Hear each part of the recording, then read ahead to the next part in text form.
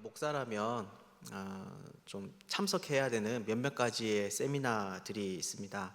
필참의 개념은 아니지만 워낙 많은 교회들이 이런 프로그램을 하고 있기 때문에 일단 교육을 한번 받고 오고 나면 사역에 대한 이해가 깊어지는 것이죠.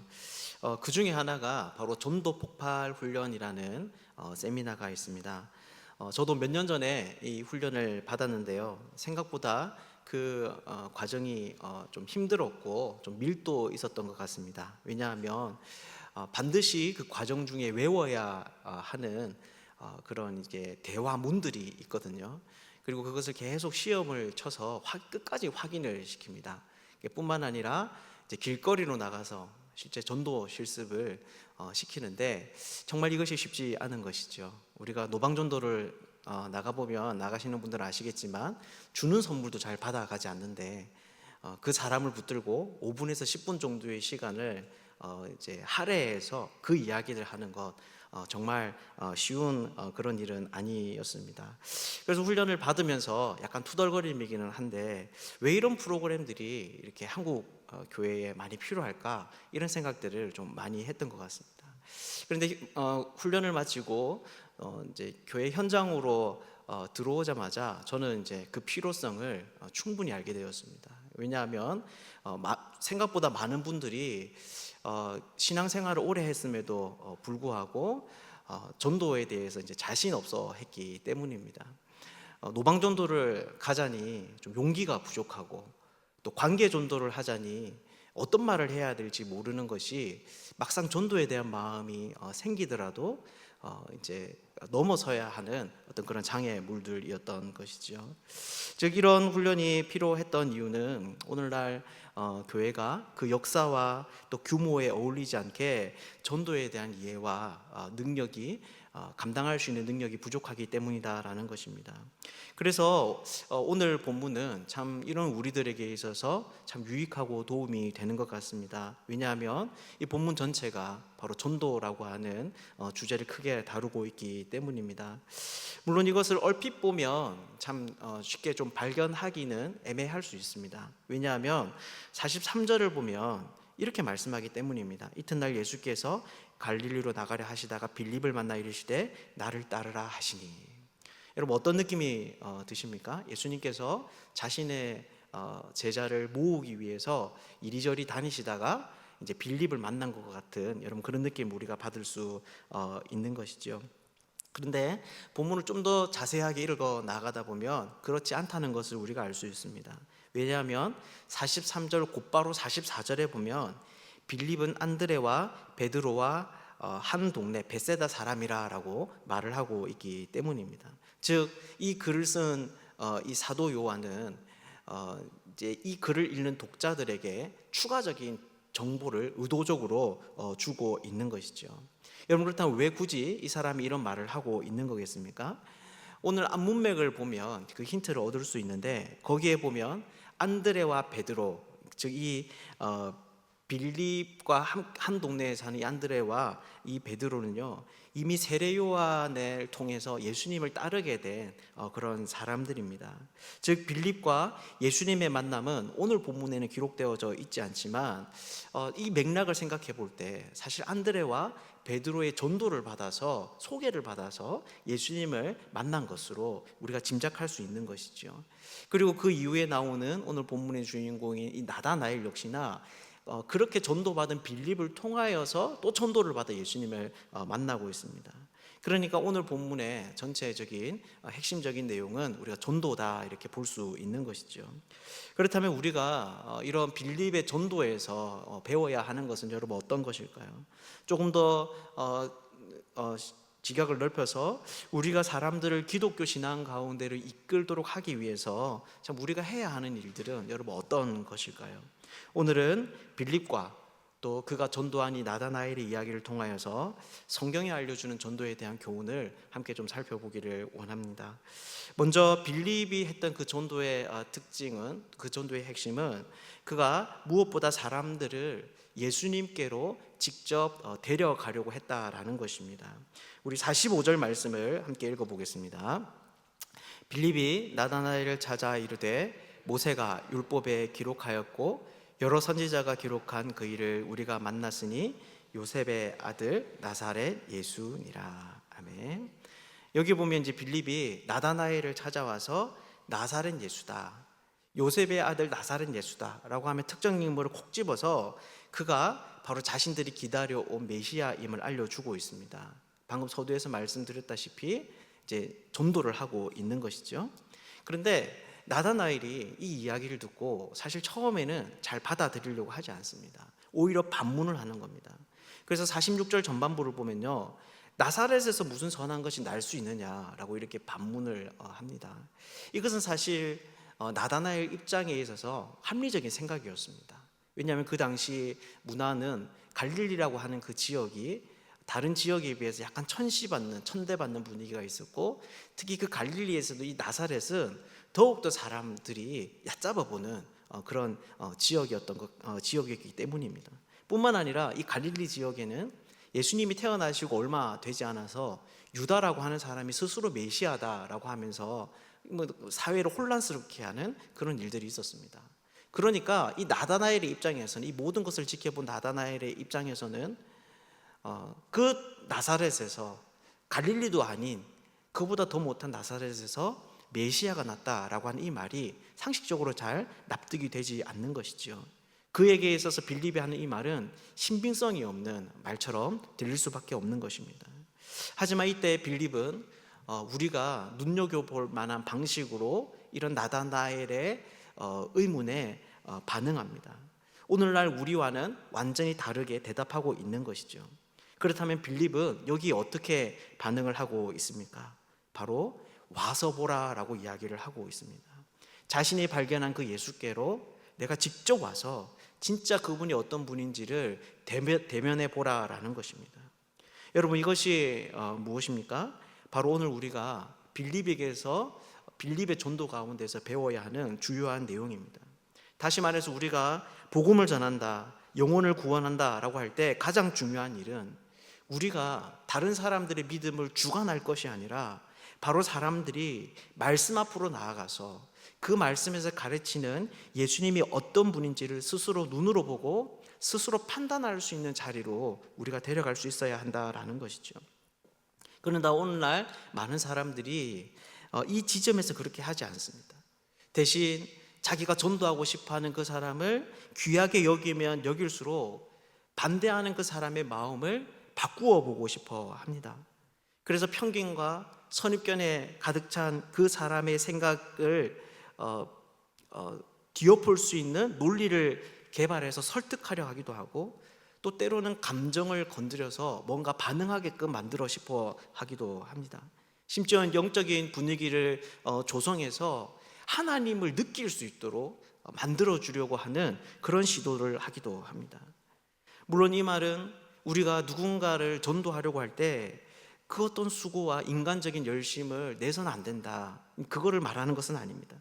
우리가 품어야 되는 그 대상의 문제에 대해서 때로는 깊은 관심을 가질 수 있어야 되고, 또 내 삶의 신앙의 여정을 들어 간증도 할 수 있어야 합니다. 또 때로는 물질로 그 사람들을 섬길 수도 있어야 되고, 아직 교회가 낯선 이들이 어색해하지 않도록 충분히 섬세한 배려를 할 필요도 있습니다. 하지만 우리가 조심해야 하는 것은 결국 우리의 그 모든 섬김을 넘어서 그 사람을 예수님 앞으로 데려갈 수 있어야 한다라는 것입니다. 더 정확하게는 말씀이 가르치는 예수님이 어떤 분인지를 알려주고, 그 예수님 앞에서 그 사람이 나의 설득이 아니라 주체적으로 그분에 대한 자신의 태도를 결정할 수 있는 자리로 내어주어야 한다라는 것이죠. 사랑하는 여러분, 여러분들은 어떻습니까? 여러분들도 바로 빌립처럼 다른 사람들을 예수님께로 데려가기 위해서 애를 쓰고 있습니까? 만약 우리가 그 사람들이 예수님 앞에 서서 스스로 판단할 수 있게 하지 않으면 그때에 여러 가지 문제들이 생기게 됩니다. 바로 자신에게 그렇게 설득력을 제공한 어떤 그런 단체에게 자신이 신앙을 가질 수 있도록 도와준 그 사람에게 매이게 되는 것이죠. 예수님에 대해서 믿음이 생기는 것이 아니라 중간에 자기를 돕도록 부름을 받은 그 사람들에 대해서 우리가 반응하게 된다라는 것입니다. 물론 이것은 어떻게 보면 자연스러운 일일 수 있습니다. 자신을 섬겨준, 특별히 영원한 생명을 얻을 수 있도록 옆에 도와준 그 사람들에 대하여서는 당연히 각별한 애정과 사랑이 생기는 것이죠. 하지만 그렇기 때문에 돕는 입장에서 이것을 우리가 조심하지 않으면 그 모든 수고가 오히려 우리가 섬기는 그 대상에게 독이 될 수도 있다라는 것입니다. 왜냐하면 그러한 상황이 지속될 경우 그 사람은 홀로 자신의 신앙을 가질 수 없기 때문입니다. 즉 옆에서 그 신앙생활을 지속해 나아갈 수 있도록 누군가 계속 그 사람을 도와야 하는 것이죠. 사실 사람들을 돕는 자리에 있다가 보면 우리는 생각보다 많은 신뢰와 사랑을 받을 때가 있습니다. 그래서 나는 저 권사님 때문에 교회 다닙니다. 나는 저 집사님 때문에 신앙생활을 합니다. 이런 이야기를 들을 때가 있는 것이죠. 물론 사람들이 흠모할 만한 삶을 사는 것은 충분히 칭찬받아야 할 만한 일입니다. 하지만 이것이 때로는 우리에게는 위험스러운 일이 될 수도 있습니다. 왜냐하면 우리의 역할과 책임에 대해서 과한 무게와 부계를 느끼게 하기 때문입니다. 우리가 오늘 다시 한 번 더 이 빌립의 전도를 좀 깊이 생각해 볼 수 있으면 좋겠습니다. 그래서 무엇보다 주님께로, 예수께로, 말씀이 가르치는 그 하나님께로 우리가 사람들을 인도하는 사람들 되면 좋겠습니다. 이 자리에 있는 우리 모두가 영혼을 구원하는 일에 주님을 더욱 의지하고 주님을 더욱 신뢰하는 그런 복된 사람들 되시기를 주님의 이름으로 축복합니다. 이렇게 빌립은 나다나엘로 하여금 예수님을 만나게 하고 있습니다. 그렇다면 이 나다나엘이 예수님께 가게 될 때, 그분을 대면하게 될 때 여러분 과연 보게 되는 것이 여러분 어떤 것일까요? 도대체 그가 무엇을 보게 되기 때문에 우리는 오늘 사람들을 예수님께로 직접 인도해야 하는 것일까요? 우선 나다나엘은 예수님을 만나게 되자 정말로 그분을 믿게 됩니다. 받아들이게 됩니다. 자신의 눈앞에 있는 예수가 정말 하나님임을 알게 된 것이죠. 그것이 바로 47절, 48절에 나오는 이야기입니다. 우리 47절을 함께 읽어보겠습니다. 예수께서 나다나엘이 자기에게 오는 것을 보시고 그를 가리켜 이르시되 보라, 이는 참으로 이스라엘 사람이라 그 속에 간사한 것이 없도다. 아멘. 네, 여기에 보면 예수님께서는 나다나엘을 처음 만나는 자리에서 그 속에 간사한 것이 없도다라고 이야기를 합니다. 물론 참 이스라엘 사람이라 이런 말이 있긴 하지만 사실 이것은 뭐 특별한 큰 의미가 있는 것은 아니라고 합니다. 그 당시의 사람들은 서로를 향하여서 너는 이스라엘 사람이다, 참 이스라엘 사람이다, 이런 말들을 좀 자주 썼다고 해요. 예수님의 이 말씀에는 그 속에 간사한 것이 없다라고 하는 것이죠. 즉 예수님은 출신 지역을 가지고 사람을 간음하려고 하는 이 나다나엘이 그런 편견에 가득 찬 사람이지만 또한 한편으로는 표리부동하지 않은 사람이다라고 하는 것을 자신이 알고 계시다라는 것을 이 말을 통해서 나타내고 있는 것입니다. 그런데 이런 예수님의 말씀이 정말 적중했던 것 같습니다. 나다나엘은 평소에도 다른 사람들로부터 당신은 참 진실된 사람입니다, 당신은 참 거짓이 없는 사람입니다, 이런 이야기를 들었던 것 같아요.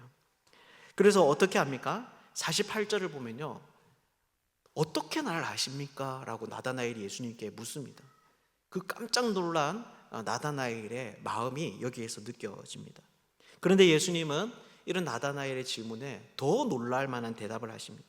48절 후반부인데요, 뭐라고 하냐면 빌립이 너를 부르기 전에 내가 무화과 나무 아래에 있을 때에 보았노라. 여러분 이것이 왜 놀라운 말씀입니까? 바로 이러한 것은요, 하나님 정도나 돼야 알 수 있는 일이기 때문입니다. 사실 우리는 사람들을 많이 만난 경우에는요, 많이 만나본 사람들 같은 경우에는 첫 만남이라고 하더라도 그 사람의 생김새나 말투, 또 그 사람에게서 뿜어져 나오는 어떤 분위기를 보고 대충 그 사람의 성품을 짐작할 수 있습니다.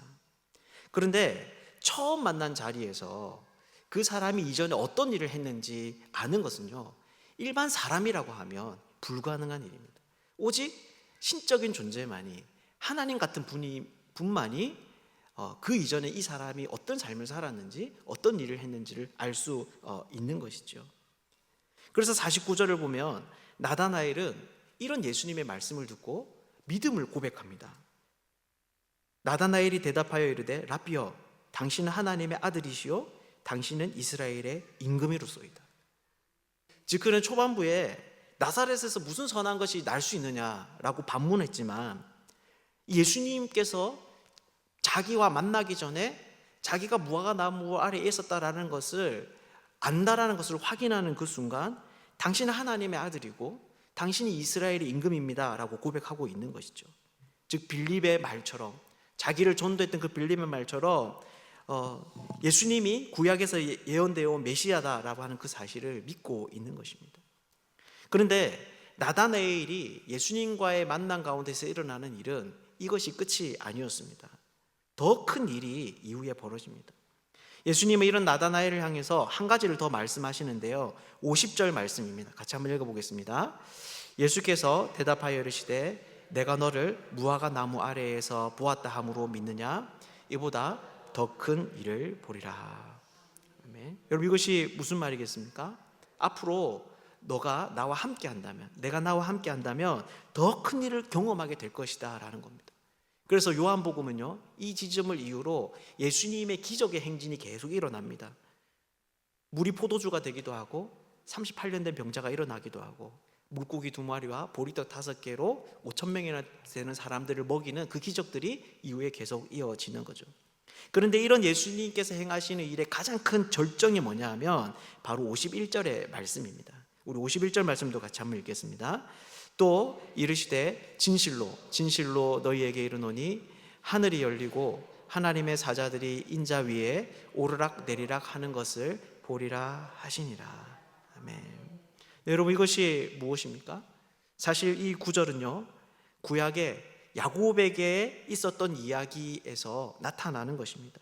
즉 예수님은 그 구약의 사건을 통해서 지금 자신에게 일어나는 그 일들을 앞으로 자신과 함께하는 사람들이 보게 될 그 일들을 설명하고 싶어 하는 것이죠. 그래서 창세기 말씀을 좀 살펴볼 필요가 있는데요, 우리 창세기 28장 10절에서 12절 말씀을 같이 한번 읽어보도록 하겠습니다. 야곱이 브엘세바에서 떠나 하란으로 향하여 가더니 한 곳에 이르러는 해가 진치라. 거기서 유숙하려고 그곳에 한 돌을 가져다가 베개로 삼고 거기 누워 자더니 꿈에 본즉 사닥다리가 땅 위에 서 있는데 그 꼭대기가 하늘에 닿았고 또 본즉 하나님의 사자들이 그 위에서 오르락 내리락 하고. 아멘.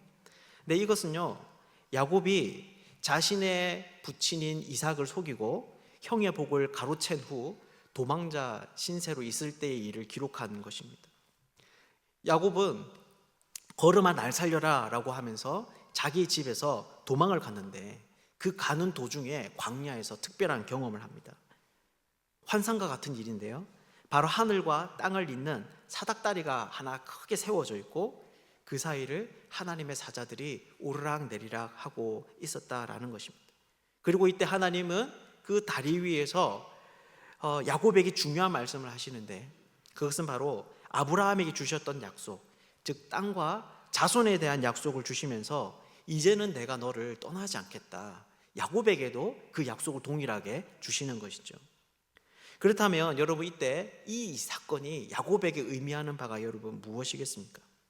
그것은 바로 하늘의 하나님께서는 나의 부친과만 함께하는 하나님이 아니라 나에게도 찾아오시는 분이시구나 라고 하는 것을 깨닫게 하는 것입니다. 특별히 지금 야곱의 인생은 자기의 인생 가운데 가장 어둡고 힘든 그 순간입니다. 그러니 그는 이 경험을 통해서 결코 자신을 떠나지 아니하시는 하나님, 언제나 어디서나 자신과 함께 하시는 그 하나님을 발견하게 되는 것이죠. 그래서 그가 이 일을 경험하고 난 후 하는 일이 뭐냐면 이곳이 하나님의 집이다, 하나님의 문이다 라고 하면서 자신이 베고 자려고 만들어 놓은 그 돌을 세워서 기름을 붓고 그곳을 베델이라고 불렀습니다. 즉 여기는 단순히 광야가 아니라 하나님의 임재로 충만한 곳이었던 것이죠. 여러분, 그렇다면 이것이 무슨 말이겠습니까? 다시 51절을 보면 인자 위에 하나님의 사자들이 오르락내리락 하는 것을 보리라 라고 말씀하는데, 여러분 이것이 무슨 말이겠습니까? 바로 나다나엘 내가 앞으로 예수인 나를 계속 따라다니면 내가 사닥다리가 되는 것을 보게 될 것이다 라는 것입니다. 다시 말해서 야곱에게 하나님과의 만남이 하늘과 땅을 잇는 이 사닥다리로 말미암아 일어났다면, 이제는 그런 일이 나 예수로 말미암아 일어나게 될 것이다 라는 것이죠. 그렇다면 결국 예수님과의 만남 속에서 나다나엘에게 일어난 일이 여러분 무엇이겠습니까? 그가 예수님을 대면하였을 때 그분의 삶을 옆에서 지켜보는 자리로 나아갈 때 그가 보게 되는 일이 여러분 무엇이겠습니까? 바로 예수 그리스도 안에서 하나님의 구원이 어떻게 일어나는지를 자신의 눈으로 보게 되는 것입니다. 다시 말해서 죄로 인해서 하나님 앞에서 쫓겨났던 사람들이, 그래서 하나님과 원수되어 그 존전 앞에 결코 설 수 없던 인생들이 다시 하나님과 만나서 언제 어디서든 주님을 예배하고 그분과 교제할 수 있는 길이 열리는 그 역사적인 과정들을 지켜볼 수 있게 되는 특권을 얻게 된다라고 하는 것이죠. 사랑하는 여러분, 그렇다면 이것이 무슨 말이겠습니까? 바로 사람들은 예수께로 나아갈 때만이 그들이 정말 진정으로 헌신해야 하는 이야기가 무엇인지를 알게 된다라는 것입니다. 다시 말해서 어떤 사역이나 사람들의 논리 가운데서 스스로의 신앙을 결정한 사람들은 그것을 자랑하게 됩니다. 자기 교회를 자랑하고 자기 공동체를 자랑하고 자기 목회자를 자랑하게 되는 것이죠. 그래서 어떻게든 사람들을 자신과 같이 만들고 싶어 합니다. 왜냐하면 그것이 자기를 바꾸어 놓은 핵심적인 이유이기 때문입니다. 하지만 예수님께로 나아간 사람들은 어떻게 됩니까? 그것을 넘어서 예수님에 대해서 말을 할 수 있게 됩니다. 그분이 이 땅을 사시면서 무슨 말씀을 하셨고 어떤 일을 하셨는지, 뿐만 아니라 그분의 죽음과 그분의 부활하심이 어떠했는지에 대해서 증언할 수 있게 되는 것이죠. 즉 예수님께로 나아간 사람들만이 다른 사람들을 예수님께로 인도할 수 있다라는 것입니다. 여러분들은 어떻습니까? 여러분들은 교회 생활에 대해서 정말 많은 말을 할 수 있지만 예수님에 대해서도 그런 많은 말들을 여러분 하실 수 있습니까? 자신의 사랑방과 또 존경하는 장로님 권사님에 대해서 많은 말을 하실 수 있듯이 그렇게 예수님에 대해서도 여러분 증언을 할 수 있습니까?